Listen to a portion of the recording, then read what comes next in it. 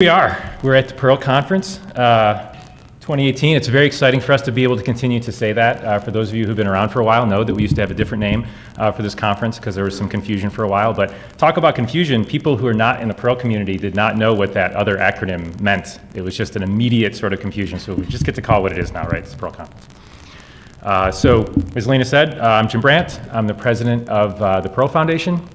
I also work for Best Practical Solutions. We do RT, and as Jeff sort of hinted, you're going to see a lot of this, but we're hiring. A lot of employers come to this conference to find Perl programmers, so it's a popular thing. Very excited. This is the 19th Perl conference. That is freaking amazing, to me at least. How many people are here? Do we have people here who are 19 or younger? A few? 20. It's 20? Yeah, but it's not officially, right? So it's 20. How many people here are 20 or younger? Couple hands. So the conference is like older than you guys, which makes the rest of us feel really old. But anyway, but it's fantastic. Still going strong. So I'm going to do more thanks because we really can't thank people enough.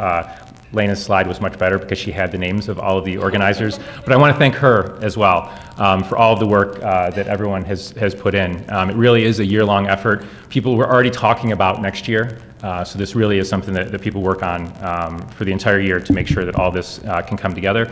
Volunteers, as we saw, we have some already, but there are more needed, so you can actually become one of these folks. And the speakers. As you're sitting in your talks, your 30-minute talk, the 50-minute talk, whatever the time period of that talk is, appreciate the fact that the people who are giving those, that's not good. Keep going, I'm gonna keep going. Appreciate the fact that they put in hours and hours and hours, sometimes like they're probably working on them right now, into their slides, into their material, into the stuff. I see thumbs up from like across the crowd, like, yes, I'm working right now on my slides. So for those of you who are doing that, you're not alone. I saw thumbs all over the place. So anyway, I just a big round of applause for all these folks, please.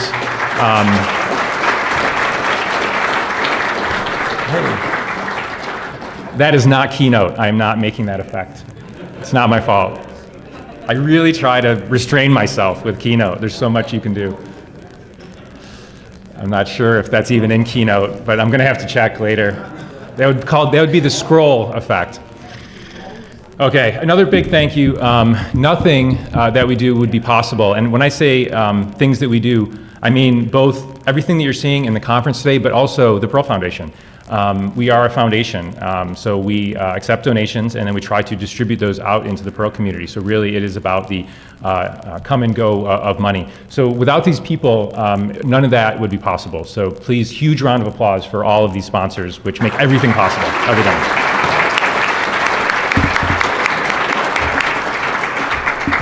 And so many of these sponsors are repeated, like year after year, continue to support us. So it's really fantastic and allows us to do everything that we do. Okay, so this is the Perl Foundation yearly update. And this is just again and again and again, this is the question that we get. I don't know, we could do a poll and see how many people here feel like they could come up and give a concise definition of what is it that the Perl Foundation does. Would anybody actually think that they could come up and do that? Yeah, no one would volunteer. Dan would probably volunteer to do it. Do you get, it's a woman cutting an onion because it's the onion Perl. Anyway, I know. So again, question comes up. I was able to do Floss Weekly. How many people listen to Floss Weekly? It is a web/podcast that Randall does. They do it every week. He's in there almost every week, and he was able to have us on the Perl Foundation. So that was really like probably the first question. What does the Perl Foundation do? So you can go check that out if you want. But you're here live, right? So you don't want to have to go look that up. You should do that later, though. This is usually what people think. Right? It just makes sense, right? Perl's in the name of the Perl Foundation, and people like to have somebody to point to. So it's like, you guys like run Perl, right? It's like, yeah, no, it doesn't quite work like that. But I understand where people sort of get this confusion, right? Because, most of the things that you have out there, maybe if you have one of these, right? There's a few of those out there. If you have one of these, it's very straightforward. If you have a problem or a question or something, you go here, right? It's very straightforward. There's not a lot of question about this. Likewise, you might get some of this. There might be people ordering stuff right now. I think I heard someone this morning talking about, they were ordering something from Amazon, getting it like sent here. Or even this now, right? You might have issues here. There's no question. This is the guy, right? I've read, he reads email from just random people on the internet. Like, I don't even think I read my email from random people on the internet, but he does. And I can tell you, you don't want to be in the meeting if he decides to read an email about some feature that someone's complaining about. Those are very uncomfortable, I've heard. Luckily, I've never been in one of those. But again, very straightforward, right? There is somebody in charge at Amazon. There is no question about who's in charge at Amazon. But what about Perl? You have like a question or a problem or a suggestion or a problem or something you want to complain about or something you want to complain about. You think, who do we go to, right? So it makes sense that maybe you might look for this guy, right? You go look, Perl Foundation president, there he is, right? That's the Jeff Bezos, that's the Steve Jobs. Yeah, no, it doesn't work like that. I'm not like, I can't have a meeting like Bezos can have a meeting and just say, you guys, I got this email and someone's, grep doesn't work right. It doesn't work like that. So you might think, you know what, I'm gonna go find this guy, right? If you Google Perl, he might come up, right? So he might be able to help out, but as you can see, maybe he can't actually help out, which seems bizarre, right? If anybody could help you, it seems like it should be this guy, but I think, he'll agree. And you know what, the personality isn't quite the same. You do not have the Bezos Jobs kind of, I'm gonna have a meeting and heads are gonna roll kind of thing, right? So you might be out of luck there. But then there's this guy, right? So hey, you think maybe, all right, those first two guys are not very helpful, but now I got this, if I search, Perl, there's this thing called a pumpkin, and he's in charge of Perl. He's the guy that can do it. But there you go, there's the response. I wish, it's exactly, so I think if you talk to any of us, what you realize is that most of what we're really dealing with is this, all right? There is no meeting that we're going to call in the product team for feature X in Perl and say, you know what, we're going to get this thing fixed. This is what we live with. This is what we do day to day as the cat herding. So just right off the bat, when you're thinking about the Perl Foundation, not something that we have this sort of control over. It's not like the other areas of your life where if you have something you're concerned about that you can deal with. Occasionally, though, the stars align and you can get the cats to actually line up and they can actually do something and they can work together. It's really exciting when this happens. And I'm very happy to be able to go through a couple of times where the cats got together this year and we were able to get things done, because it's not the case that we're completely helpless. It's that, it just takes a little coercion at times. So the first one I'd like to talk about is Perl.com. So we use Perl.com. Tom Christensen, who is here, actually owns the domain, but he's let us sort of be steward of it for the last few years, and it's kind of been, come and go. We've had periods of time where we've had an editor, and then there's period of times where it kind of went dormant for a while. It's a very popular destination. A lot of people, if you just Google, that's where you're going to go.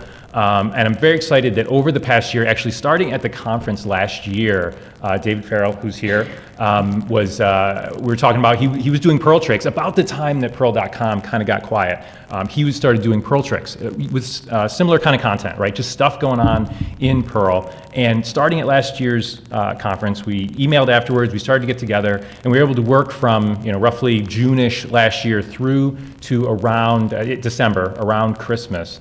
And we were able to pull together and really, David just did tons of work on this, merged all the content, pulled everything together, put together not only pulling back all of the stuff from the archives, so everything that's ever been on Perl.com is still there. Fantastic stuff. David does an article every once in a while, like where he goes back and pulls an old article, and all the stuff is still relevant, still really good.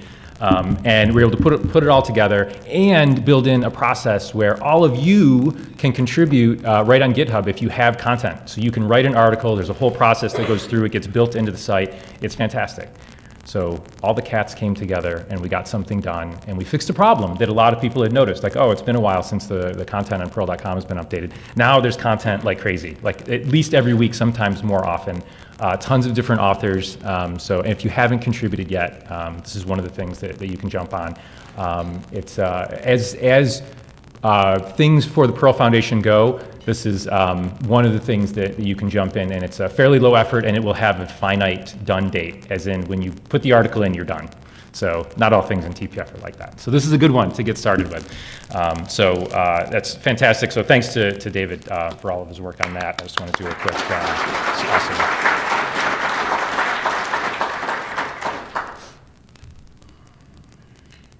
That's 20 years of amazing articles.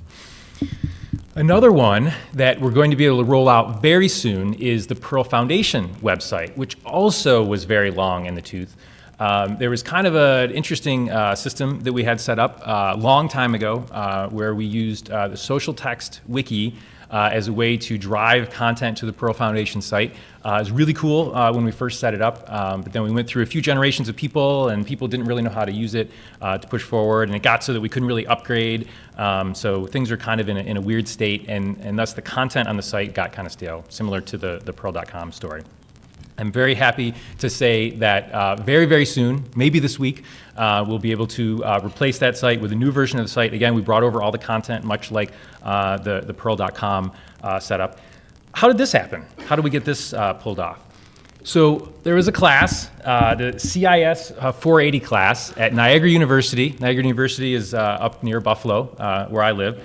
And basically, this class is one of the final class for these seniors who were graduating. And really, it was like a documentation class. It was all the different project management stuff that you have to do for IT projects and things like that. But they needed an actual project to do that they could then produce all these project management docs. I know it sounds like absolute hell that they went through, that this was all documentation. But anyway, they needed an actual project that they can create a project plan and then do the project, right?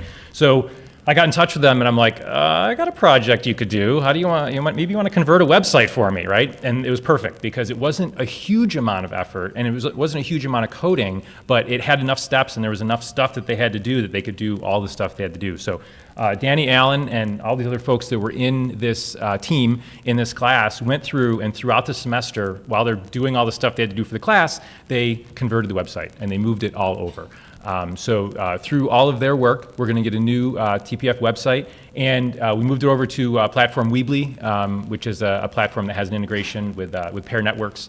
And we're going to move it to that platform so many other people can get involved, and it's just a lot easier for people to update the content. The point is, a group of people who really weren't even affiliated with Perl, didn't know much about Perl. They know a lot about it now because we were in a Slack channel, and I made sure to mention Perl like at least once a week. So hopefully they're all checking it out now. But they really knew nothing about it ahead of time. But because of something that they needed, something we needed, we were able to get something done. So the cats kind of lined up on this one as well. So I'm very excited about this. This is a big deal. We've been wanting to do this for a long time. If you go to the TPF website right now, you'll see my post from 2016 where I said we were doing this. So this became the new Christmas. But it's this close, and we're going to launch it very soon. So that's very exciting. The other thing that the cats line up every year is this, all the different conferences and events. So my slide's wrong, 20th year. So it's an active group. As you mentioned, it works all year. There's always more room for people to help, though. And that's probably the leader where you can kind of see where I'm going with this, is first of all, TPF isn't in charge of Perl, but we do support all of these different things, right? We support development through grants and things like that. We support the community. We support events. So we can guide things, but we're not the doers on all this stuff. The doing that we do is all of the mechanics of keeping the Perl Foundation going. So dealing with all the donations that come in, all the donations that go out, all the different assets we have to keep track of, all things like that. But really, all the things that actually get done are because of people like you. So I have a few examples here where some people stepped up over the last year and something really significant got done. And that's where all of you come in. There's tons of projects that we have. There's things that we want to do. There are probably things that you've noticed. People often come up to us at these events and say, wow, the Perl Foundation website's really old. Yeah, we know. We see these things. But that's how we get people to step forward, because if it's something that kind of bugs you, there's probably something that we can do to fix it, to improve it, to make it better. The other really great part about this is it allows you to do something that creates a little bit of positive energy.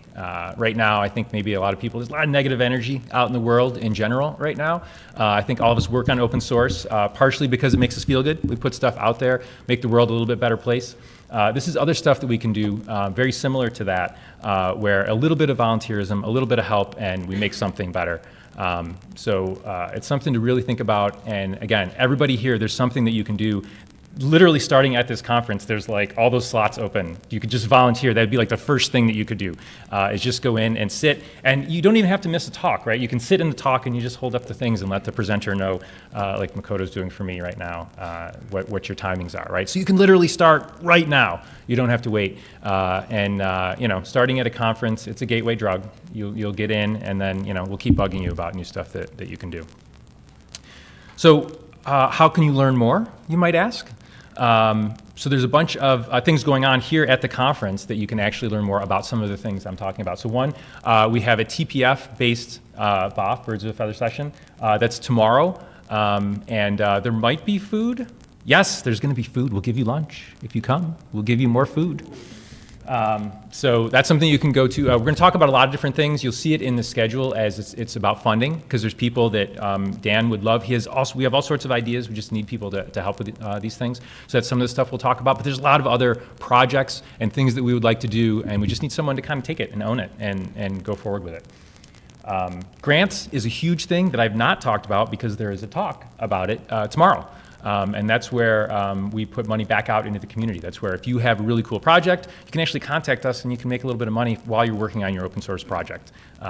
It's not going to like replace your day job, but it's just something that sort of keeps you, gives you some incentive as you work on stuff. So you can go check that out, and you can get involved with grants on both sides. You can submit a proposal for a grant, or you can be on the grants committee, and I think they have an open member right now, right? They're looking for somebody. So there's literally an opportunity right now to get involved. And what you do on the grants committee is basically you work with someone who has submitted a grant, and you just try to keep them honest. You email them like once a week, once a month, hey, you need your update, how's it going, stuff like that. And sometimes just people need a nudge. So that's something that you can do. And the Perl.com stuff, there's a whole talk about it. So this is something that you can go to also tomorrow. Tomorrow's TPF day, so wear your Perl shirts.